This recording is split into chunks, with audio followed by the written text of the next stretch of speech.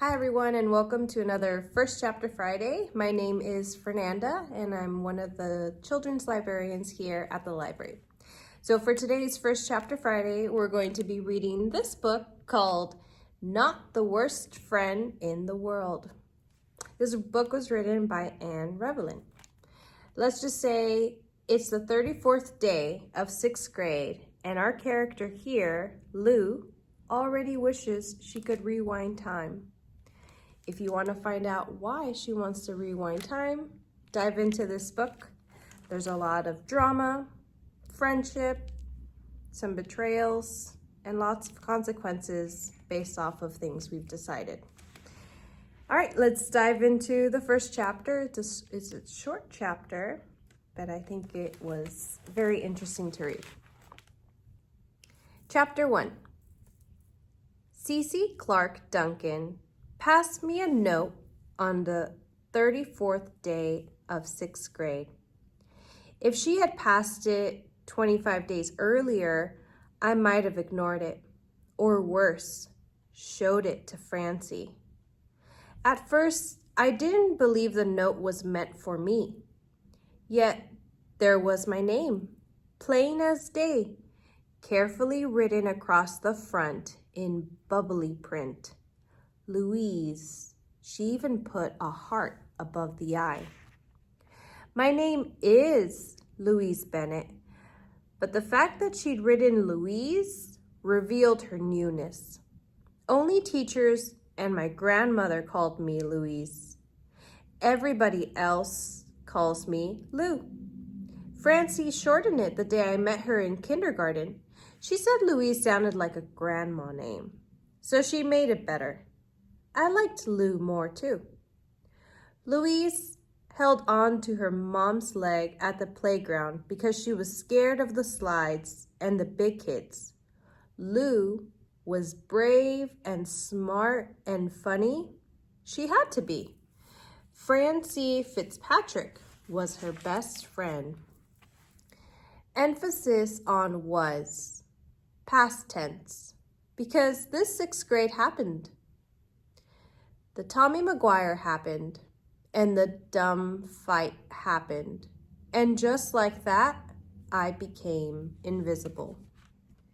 So there I was, trying to pretend I didn't care about any of it, when I got a note from the only 6th grader who was a bigger outsider than me.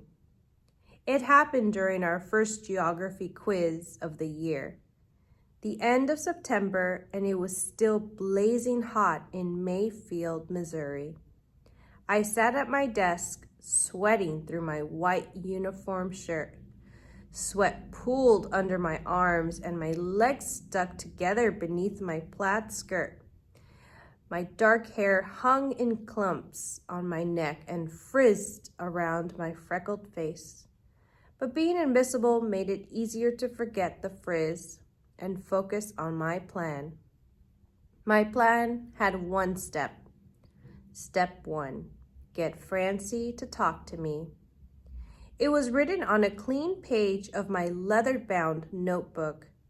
I had underlined step 1 about 1,000,000 times, drew doodles around it, but was no closer to accomplishing it.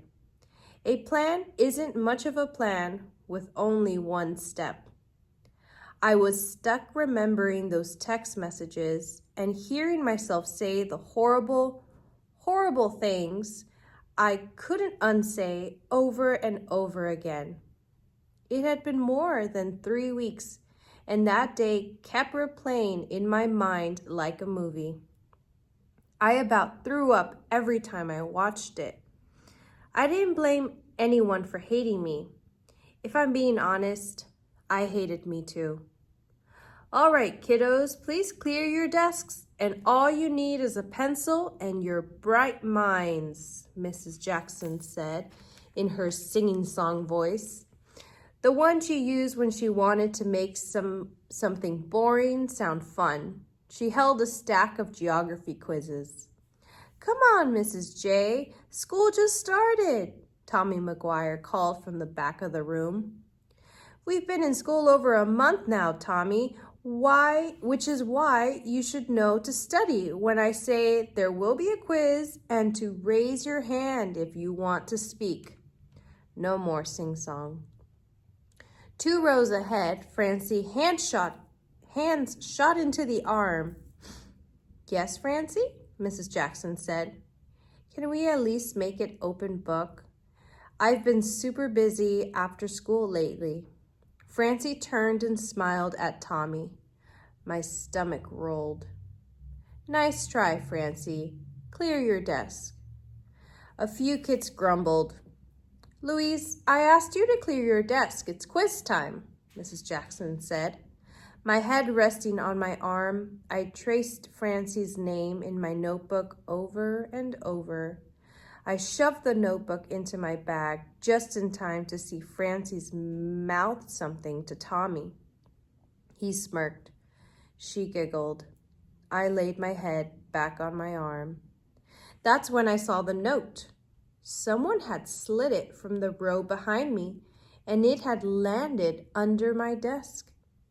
I was about to kick it into the aisle so its real owner could grab it when I saw the bubbly print, Louise.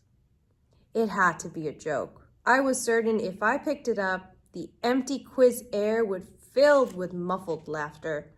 I scanned the row behind me. All sets of eyes were fixed on their quizzes, except one. Cece Clark-Duncan's round brown eyes stared right at me.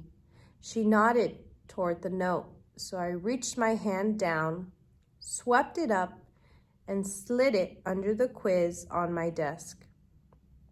No one laughed. No one moved. I glanced back at Cece, who moved her pencil furiously across the page. She pushed a piece of loose red hair back towards her messy ponytail. Cece was brand new at Our Lady of Perpetual Help. The 2 of us were tied for 6th grader who didn't want to be. I figured she didn't know offering me, of all people, a gesture of friendship was a dumb move on her part. That was before I knew the note wasn't exactly a gesture of friendship. Cece's note was folded into an origami frog. Frances's note to me had always been carefully folded too. Hearts, stars, arrows. The frog made me think Cece was the type of girl who had passed lots of notes in her life before Mayfield. I pulled the tongue of the frog and the note opened. I have a problem, a pretty big one.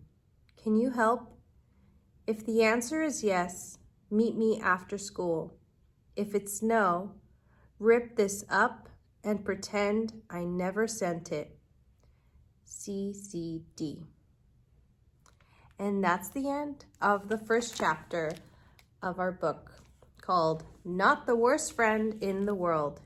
If you're interested in giving this a read, feel free to visit us at the library. You can put this on hold if it's not available. You can ask anyone at the children's desk and we'll be glad to help you find it. Until the next time for another First Chapter Friday, I'll see you guys soon. Bye.